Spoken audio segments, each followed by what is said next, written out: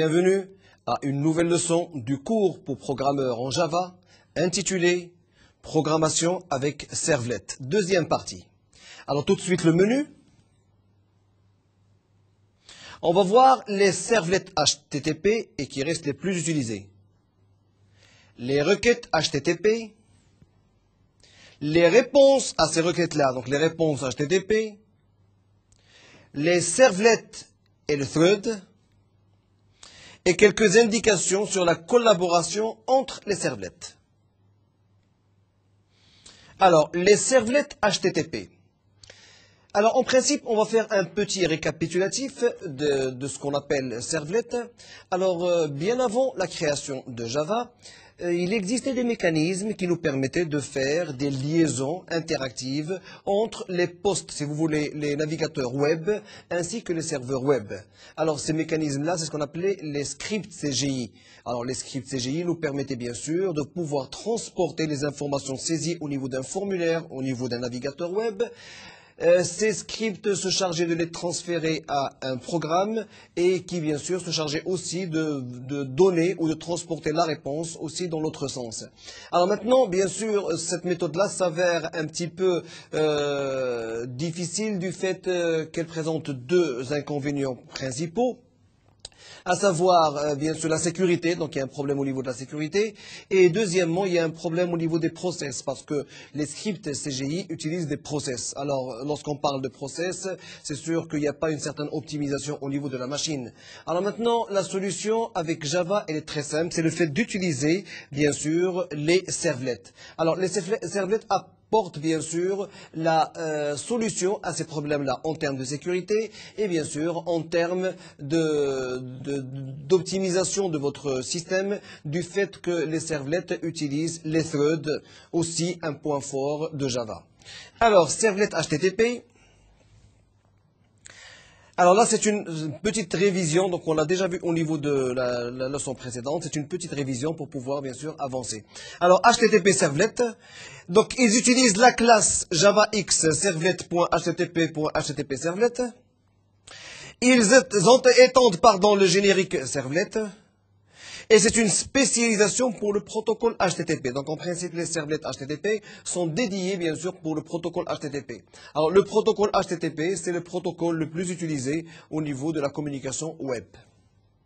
Et puis la méthode de service qui gère les headers HTTP. Alors bien sûr, maintenant il y a une initialisation de ces servlets-là. Et après, donc on invoque la méthode service pour pouvoir bien sûr travailler avec les requêtes et les réponses des requêtes.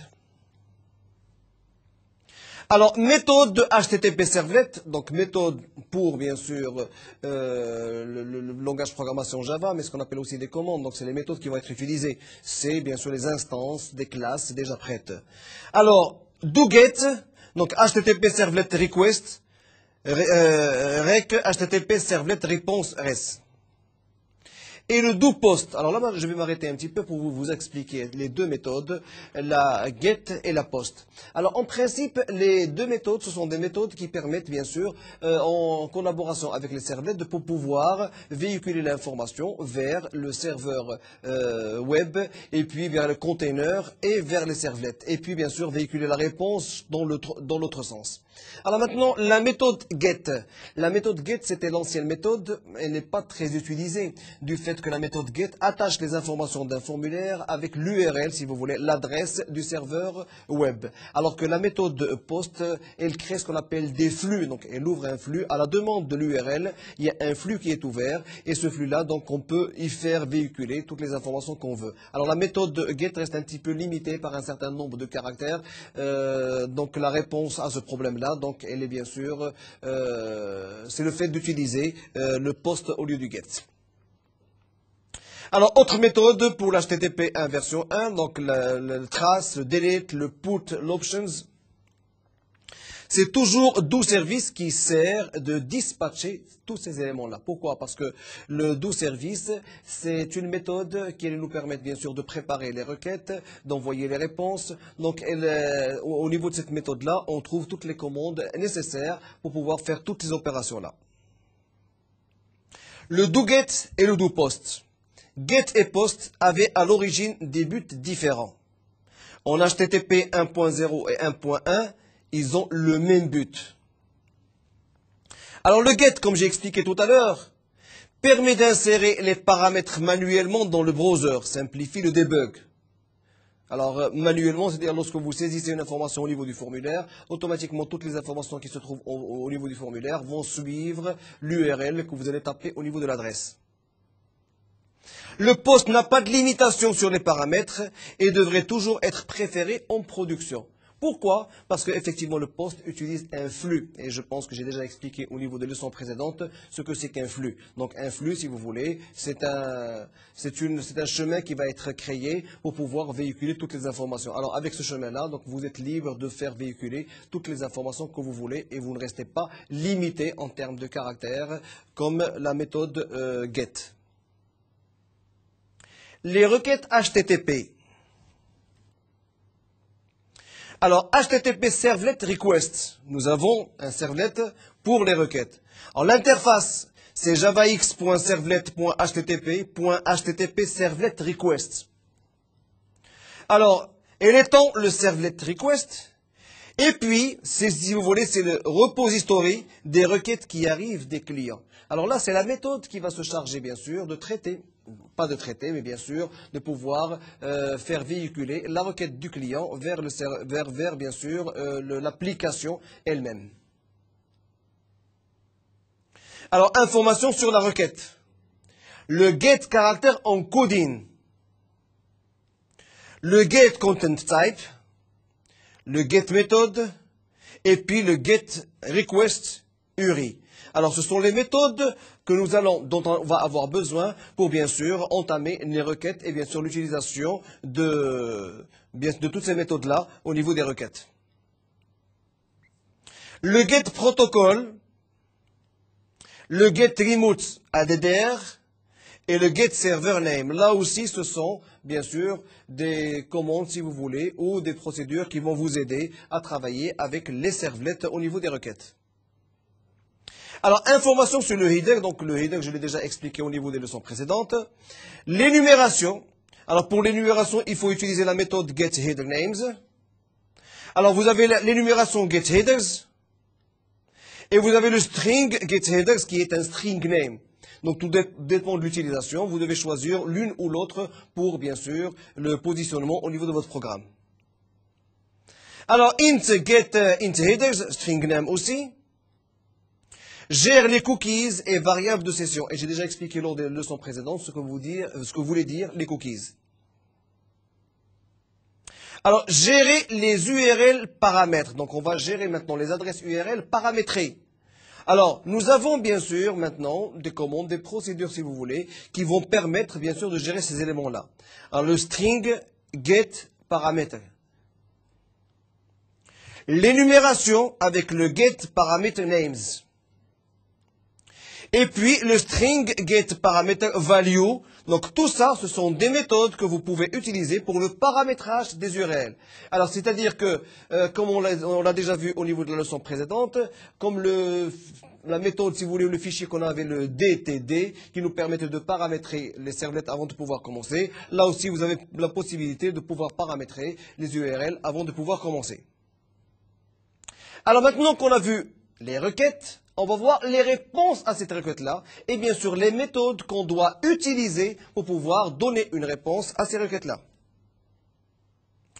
HTTP Servlet Response. Alors on utilise le javax.servlet.http et puis HTTP Servlet Response. L'Etend Servlet Response et puis c'est la contrepartie de HTTP Servlet Request. Alors, écrire la réponse cette fois-ci pour envoyer un message de même type text/html.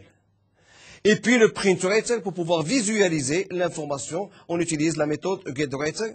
Alors, pour envoyer un message en format binaire, cette fois-ci, on utilise le servlet output stream et le get output stream.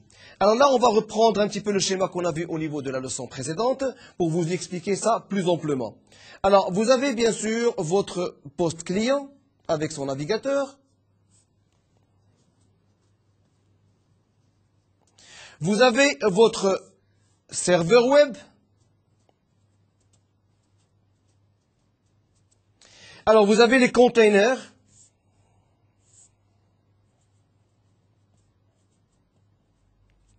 Et bien sûr, vous avez vos servlettes.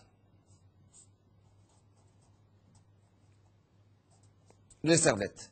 Alors, le client, en principe, il demande une requête, d'accord, au niveau du web server, qui lui-même la renvoie vers le container, et le container envoie, bien sûr, la requête au servlet, qui lui-même, bien sûr, travaille avec un programme ou une application.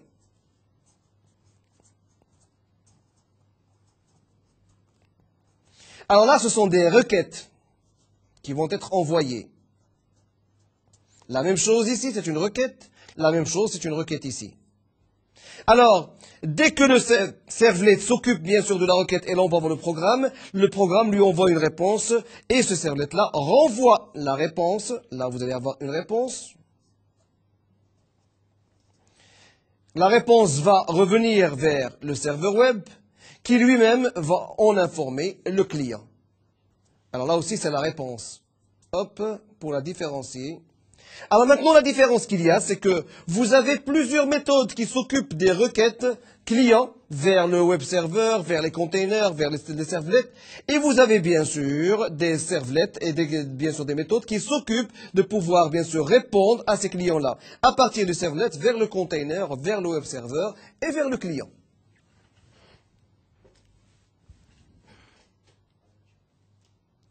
Alors, paramètres de transmission cette fois-ci. Il est possible de lire, régler certains paramètres de transmission. Donc maintenant qu'on a vu comment bien sûr utiliser des méthodes pour les requêtes et des méthodes pour les réponses, on va voir comment paramétrer, d'accord, la transmission. Ainsi, on peut optimiser les performances de l'application. Et ça, c'est très important parce que maintenant, on ne cherche qu'à optimiser les performances des applications pour pouvoir gérer correctement et bien sûr la vitesse au niveau de votre machine, la vitesse au niveau du serveur, la vitesse au niveau de la transmission. Donc, c'est très important. L'optimisation reste une chose très importante.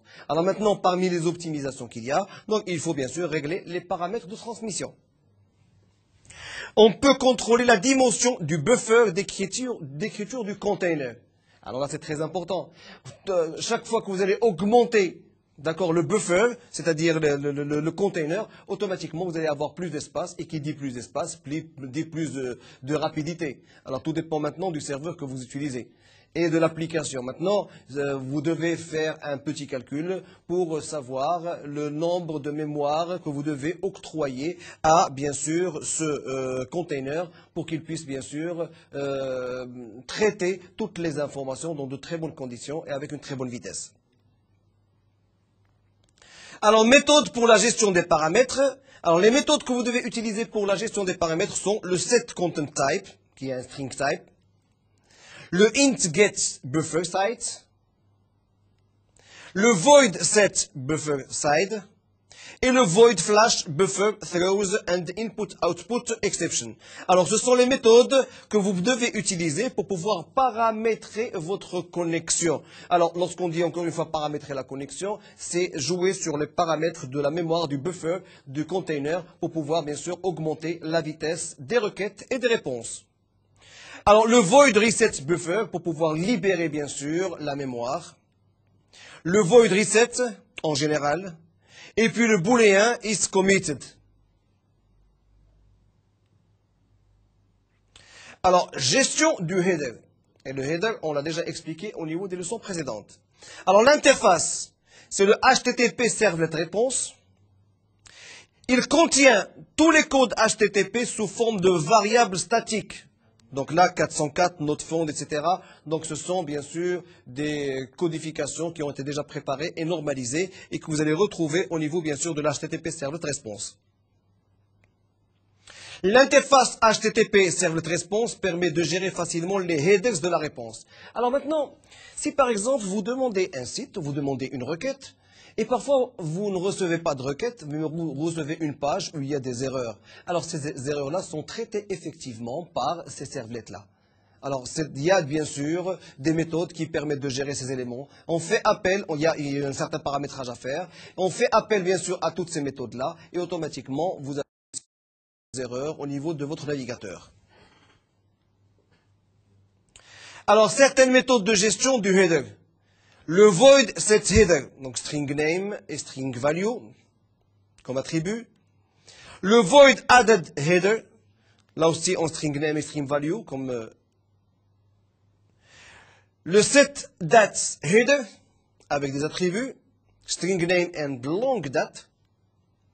Le added date header, c'est pour le string name et long date aussi comme attribut. Et le added cookie, c'est pour bien sûr la gestion des cookies. Alors, méthode pour gérer les erreurs, cette fois-ci, au niveau des états. Alors, il existe maintenant des méthodes pour pouvoir gérer aussi les erreurs. Donc, vous voyez qu'il existe des méthodes pour gérer les requêtes. Il y a des méthodes pour gérer les réponses des requêtes. Il y a des méthodes qui gèrent l'optimisation, si vous voulez, de votre connexion. Et maintenant, il y a des méthodes aussi qui gèrent les erreurs. Alors, vous voyez que le langage de programmation Java reste un langage de programmation très puissant et qui détient un petit peu toutes les possibilités pour pouvoir développer un programme très professionnel avec toutes les optimisations possibles dans tous les sens. Le void set statut,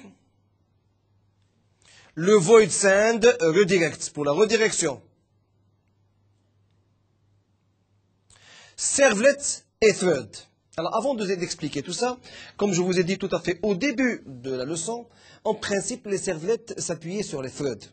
C'est la différence qu'il y a maintenant entre un servlet et le script CGI. C'est que le script CGI utilise des process, contrairement au servlet qui utilise les threads. Alors, comme j'ai déjà expliqué au niveau du cours ou de la leçon des threads, les threads restent quelque chose de très important au niveau de Java. C'est une très bonne innovation, d'accord, et qui nous permet bien sûr d'optimiser la machine et de vous donner quand même une très bonne réponse à toutes les requêtes qui sont demandées. Alors moi, je donne l'exemple très simple. Vous avez une boucle de 1 à 1000 par exemple avec un compteur de 1 à 1000. Alors cette boucle, si on utilise des threads pour pouvoir l'exploiter, automatiquement vous risquez d'avoir de très bonnes réponses et une très bonne optimisation de votre machine. Et si maintenant la machine était amenée à s'arrêter, au moins elle n'arrêtera que le thread en question, elle n'arrêtera pas tout le process. C'est ça l'avantage qu'il y a. Alors que contrairement au script CGI, ils utilisent des process et le processus bien sûr il utilise énormément de choses. Alors lorsque un process plante, donc tout ce qui est à l'intérieur plante avec.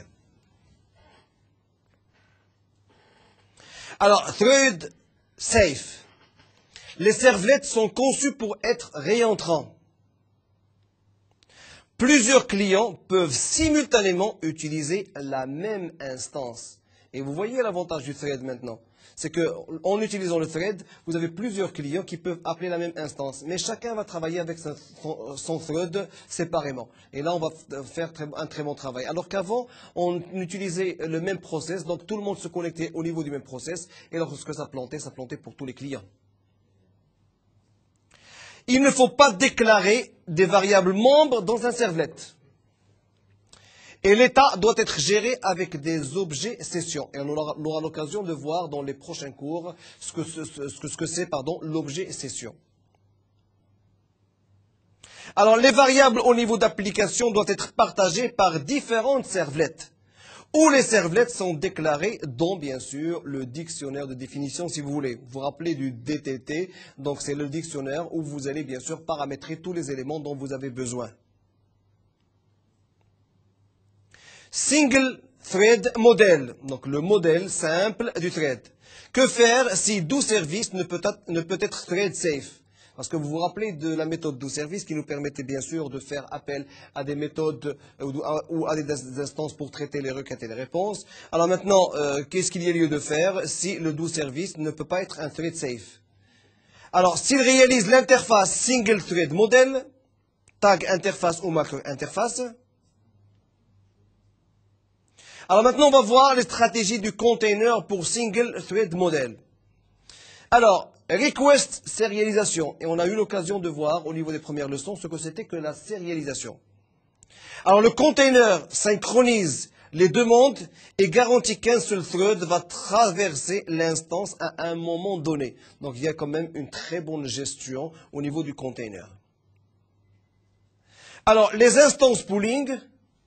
Alors le pooling c'est quoi en principe? Le pooling c'est la gestion de la file d'attente.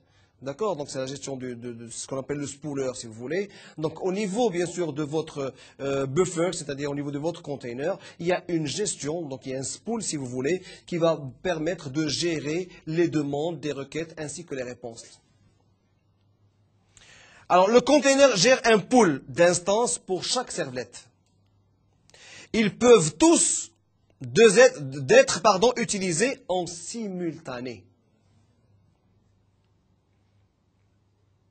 Alors, stratégie du concepteur. Premièrement, synchroniser des petites parties de 12 services pour augmenter les performances. Vous voyez l'avantage du threading maintenant. Le fait de travailler avec le multithreading nous donne un très grand avantage au niveau de l'optimisation de votre machine, de votre mémoire. Reprojeter l'application pour rendre 12 services thread safe. Donc vous voyez les étapes un peu. Si par exemple la méthode 12 services n'arrive pas à être une méthode thread safe, donc on doit passer par toutes ces étapes-là pour la rendre thread safe. Indication sur la collaboration entre servlets. Parce qu'effectivement, on a la possibilité de dialoguer entre servlets, comme je l'ai expliqué au niveau de la leçon précédente. Parmi les points forts de Java, c'est qu'on peut avoir une certaine interactivité entre les servlets.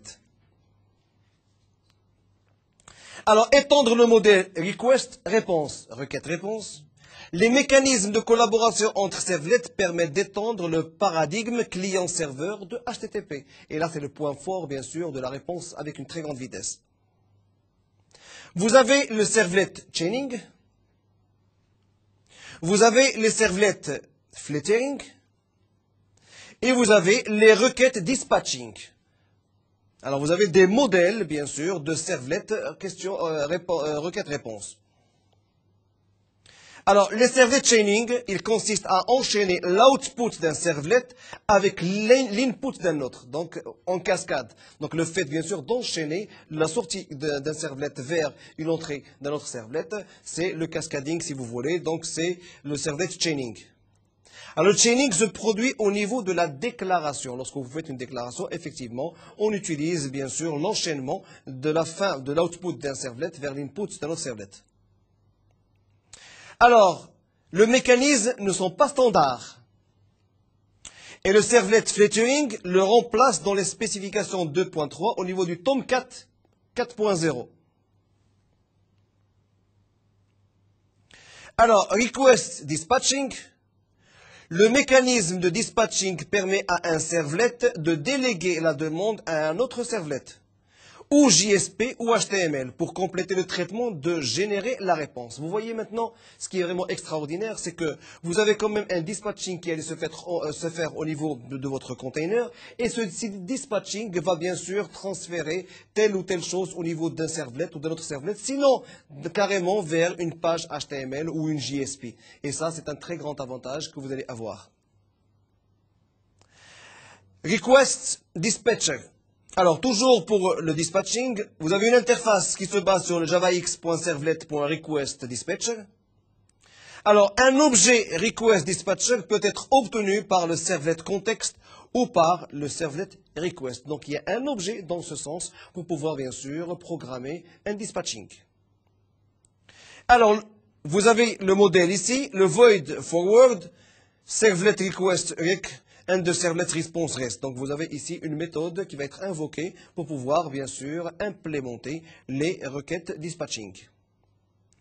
Alors maintenant, si vous avez besoin d'informations complémentaires, vous pouvez toujours vous connecter au site de Netuno en cliquant sur le lien Mednetio.